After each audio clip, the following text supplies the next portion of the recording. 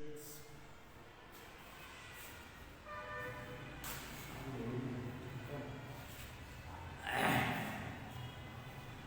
শিক্ষার্থীবৃন্দ, আজ আমি সমীরণ চন্দ্র ঘোষ, সহকারী অধ্যাপক, হিসাব বিজ্ঞানে BBS এর প্রথম বর্ষের একটি ক্লাস নেওয়ার চেষ্টা করছি। তোমরা জানো, এই করোনার আক্রান্ত হওয়ার পর আমাদের BBS এর প্রথম বর্ষের কোনো ক্লাসই আমরা নিতে পারিনি। আজ অনলাইনের মাধ্যমে আমরা ক্লাসগুলি নেওয়ার চেষ্টা করছি স্নাতক পর্যায়ে। সেই আলোকে আজ আমি প্রথম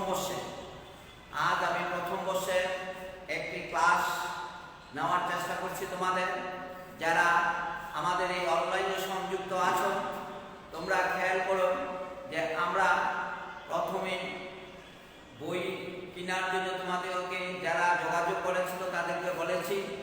সেই লক্ষ্যে আমি বলেছিলাম যে হিসাব বিজ্ঞানের নীতিমালা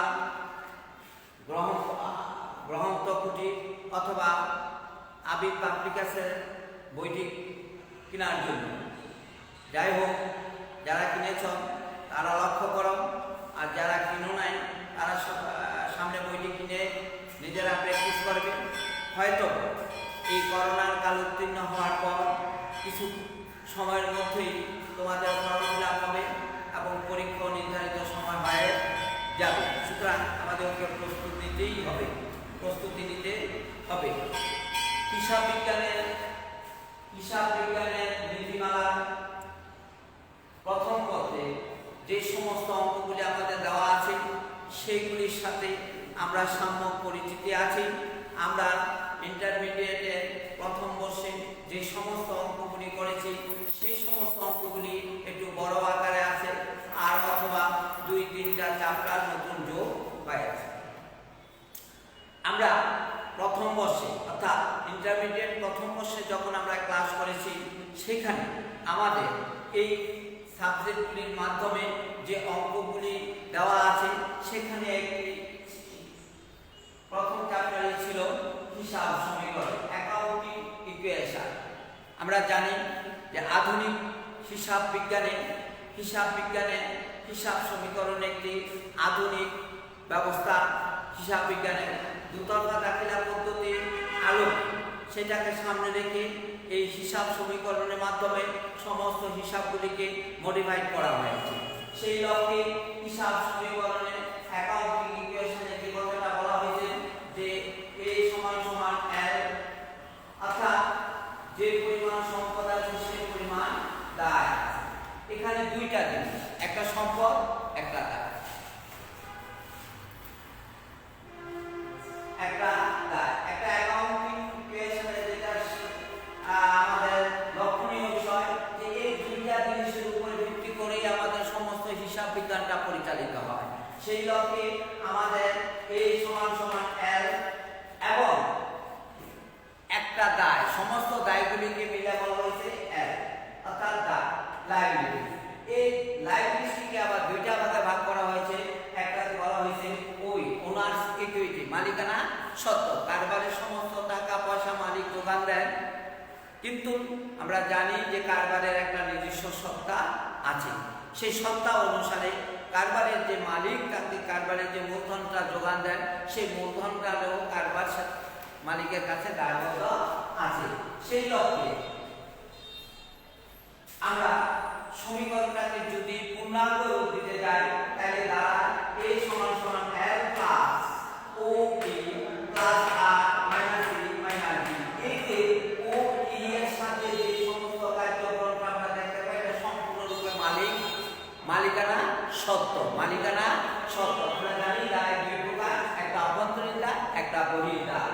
এই অভ্যন্তরীণ দায়টা হলো মালিকানা সত্ত্ব, আর এই মালিকানা সত্ত্বটাতে কিভাবে যে এটা হলো মালিকের মূলধন, এই মালিকানা সত্ত্ব দ্যাট মিন্স মালিকের মালিকানা মূলধন। এই মূলধনের সূত্র হবে আর হলো রেভিনিউ,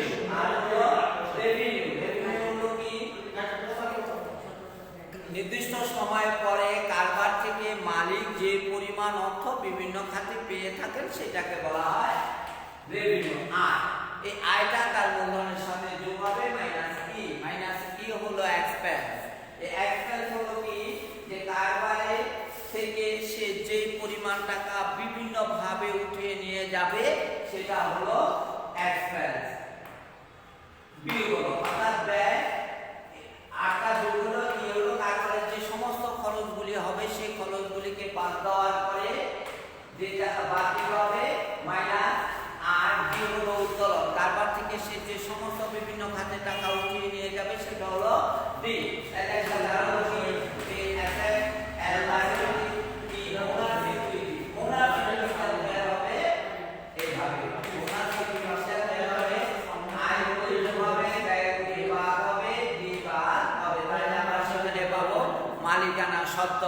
এই মালিকানা সত্ত্ব আর বহির্টা এই দুইটা মিললেই হলো এল। এল হলো লাইবিলিটি অর্থাৎ কারবার। যেহেতু কারবার নির্দিষ্ট গতিতে চলবে সুতরাং কারবার যা থেকে যাহা গ্রহণ করবে এবং পরিশোধ করতে বাধ্য থাকবে সেগুলি হলো দায়। এই দায়টাকে যোগ করে আমরা পাবো হলো এল। যে পরিমাণ সম্পদ আছে সে পরিমাণ দায় আছে। কারণ ওই দুতরফা দাখিলা পদ্ধতি, কারণ আমরা জানি যে পরিমাণ টাকা দিয়ে হিসাবকে ডেবিট করা হয়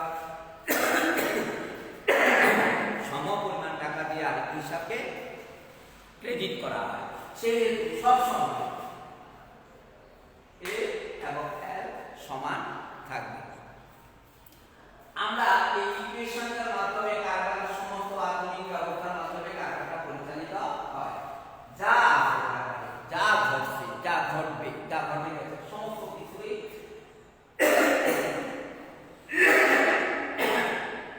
এই সমান সমান এর ভিতরে আছে।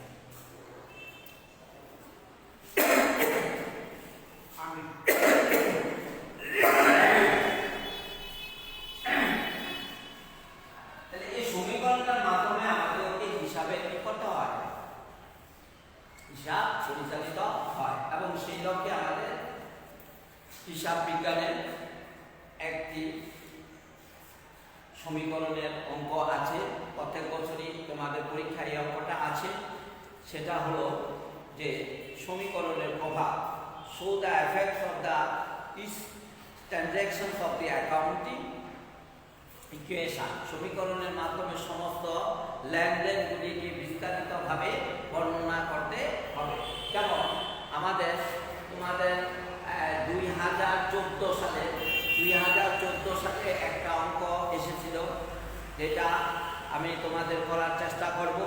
যাদের কাছে বই আছে তোমাদের বইয়ের ভিতরে জাতীয় বিশ্ববিদ্যালয়ের পরীক্ষার প্রশ্ন সময়ের ভিতরে প্রশ্নটা আছে। সেটা হলো 10 নম্বরে, Mr. Samad start his own delivery service on January 1, 2015. Name Samad delivered the following transaction occurred during the month of January. অর্থাৎ জানুয়ারি মাসে যে সামাদ যে তোমার এজেন্সিটা খুলেছে ডেলিভারি সার্ভিস দেওয়ার জন্য, সেইটা কতগুলি ট্রানজ্যাকশন জানুয়ারি মাসে হয়েছে সেই জানুয়ারি ট্রানজ্যাকশনগুলি দেওয়া আছে।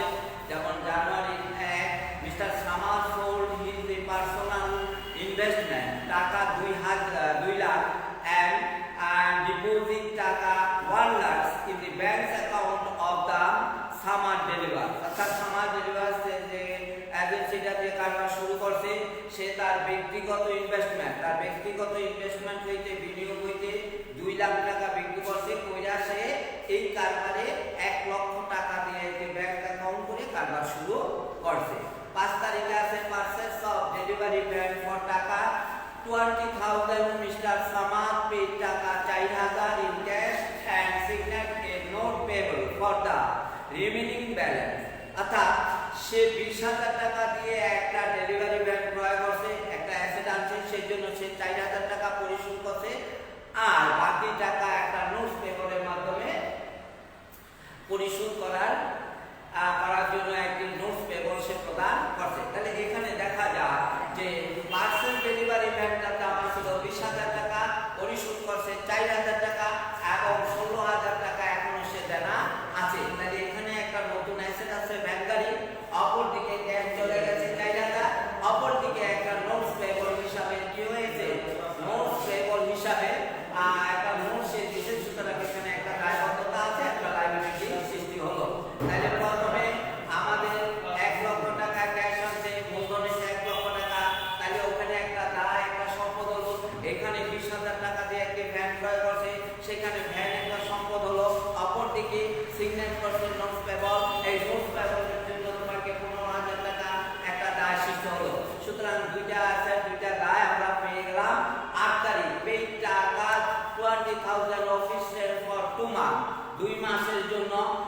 মাসের জন্য বাড়ি ভাড়া দেওয়া হয়েছে। তাহলে প্রিপেড রেট, প্রিপেড রেট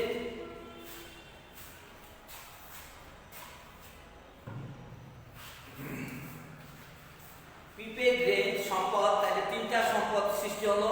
অপরদিকে আমাদের টাকা চলে গেল 8 তারিখ 15 তারিখ পারফরমেন্স সার্ভিস অন অ্যাকাউন্ট, বাকিতে আমরা সার্ভিস দিছি 8,000 টাকা, তাহলে বাকিতে যখন সার্ভিস দেওয়া হয় অন অ্যাকাউন্টসের মাধ্যমে, অর্থাৎ বাকিতে তখন একটা অ্যাকাউন্টস রিসিভেবল সৃষ্টি হয়, তাইলে আরেকটা সম্পদের সৃষ্টি হলো। তারপরে রিসিভ ক্যাশ টাকা for service provided on January 15 তারিখে যে সার্ভিস দিয়েছিলাম তার সেখান থেকে আমরা 5,000 টাকা নগদ পেয়েছি। তারপরে notes payable paid in cash 6,000 টাকা আমরা পরিশোধ করছি, নোটস পেবলের জন্য টাকা চলে গেছে, পেবল কমে যাবে, সুতরাং সেখানে নতুন করে কোনো অ্যাসেট বা লায়াবিলিটি হবে না। রিসিভ ক্যাশ টাকা 2,500 in full settlement in the remaining the service provide on January 15। জানুয়ারি 15 তারিখে আমরা 8,000 টাকা সার্ভিস প্রদান করেছিলাম। আবার দেখা যায় যে 25 তারিখে আমরা 20 তারিখে সেখান থেকে 5,000 টাকা রিসিভ করছি, তাহলে আমাদের কাছ থেকে আমরা তার থেকে পাবো 3,000 টাকা। এবং তারপরে 31 তারিখে এটা কি হয়ে গেল, রিসিভ ক্যাশ টাকা 2,800 in full settlement in the of remaining for service provided on January 15, অর্থাৎ 3,000 টাকা সম্পূর্ণটা ঢিসমিস হয়ে গেছে। সেখানে আমরা আমরা 2,800 টাকা পেয়েছি, পেতাম 3,000 টাকা, তাহলে আমাদের 2,000 টাকা লস হয়ে গেল। এখন এই এন্ট্রির উপরে তোমাকে যে জিনিসটা করতে বলা হয়েছে যে declare show the effective of the each transaction on the accounting equation. Accounting ইকুয়েশনের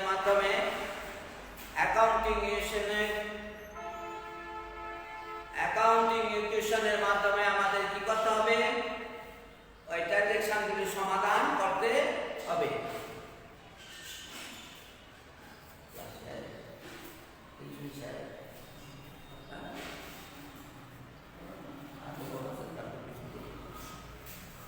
তাহলে এই অঙ্ক অনুসারে আমার কয়টা সম্পদ এবং কয়টা দায় হবে সেটা আমরা নির্ণয় করতে হবে আগে।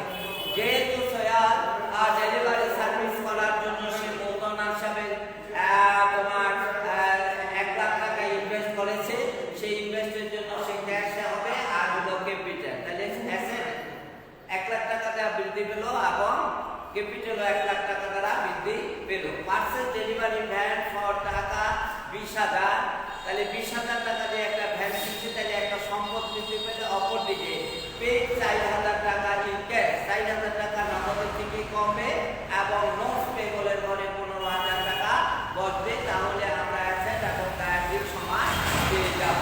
তারপরে পে টাকা 20,000 ফর অফিস রেন্ট ফর 2 মাস, 2 মাসের জন্য আমরা প্রিপেড অফিস রেন্ট, 2 মাসের জন্য আমরা অফিসের টাকা দিয়েছিলাম, সেখান থেকে আমাদের চলে যাবে 1 মাসের টাকা 31 তারিখে। যেহেতু 2 মাসের জন্য দিয়েছে, 1 মাসে এখনো যাব 31 তারিখে আমরা নতুন করে এন্ট্রি করব। ক্যাশের থেকে যেহেতু আগেই আমাদের টাকা চলে গেছে 20,000, তাহলে আমাদের 20,000 টাকা ক্যাশে চলে যাবে, প্রিপেডে 20,000 টাকা। একটা অ্যাসেট বাড়বে, একটা অ্যাসেট কমবে। Perform the service on account for টাকা 8,000 টাকা আমরা সার্ভিস দিতে অন অ্যাকাউন্ট, অর্থাৎ বাকিতে। তাহলে অ্যাকাউন্ট রিসিভেবল বাড়বে, আবার মূলধনের সাথে দেয়া যোগ হবে। এই মূলধনের কাছে তাদের যোগ হবে, এটা হলো আয়। অর্থাৎ যখন আয় বৃদ্ধি পায় তখন ওনার্স ইকুইটি অর্থাৎ মূলধনের সাথে যোগ হয়। আমাদের সূত্র অনুসারে 2 প্লাস আর হলো সার্ভিস যখন আমরা পারফর্ম করব, সেটা হলো আমরা এটা নগদে হোক বাকিতে হোক আমাদের সেটা কি করতে হবে, মূলধনের সাথে যোগ করতে হবে। রিসিভ ক্যাশ টাকা 5,000 সার্ভিস প্রোভাইডেড অন জানুয়ারি 15, জানুয়ারি মাসের 15 তারিখে যে সার্ভিস দিয়েছিলাম বাকিতে, সেখান থেকে আমরা 5,000 টাকা পাচ্ছি। তাহলে কি হবে, সার্ভিস যেহেতু দিছি বাকিতে দিয়েছিলাম, সুতরাং 5,000 টাকা পাইছি, 5,000 টাকা ক্যাশের সাথে যোগ হবে এবং অ্যাকাউন্ট রিসিভেবল থেকে বাদ হবে। তারপর notes payable paid in cash, আমি 6,000 টাকা আমরা যে বাকিতে অ্যাকাউন্টস পেবলের নোটস পেবলের ভিতরে ছিল, ওই যে পার্সেল ডেলিভারি যে ক্রয় করছিলাম সেখান থেকে 6,000 টাকা আমরা দিয়ে দিচ্ছি। তাহলে 6,000 টাকা অ্যাকাউন্টস পেবলের থেকে কমবে, অপরদিকে ক্যাশের থেকে কমবে। রিসিভ ক্যাশ টাকা এত ফুল settlement of remaining for service provided on January 15 তারিখে 8,000 টাকা সার্ভিস দিয়েছিলাম, 20 তারিখে 5,000 টাকা পেয়েছি, পেতাম আমরা 3,000 টাকা।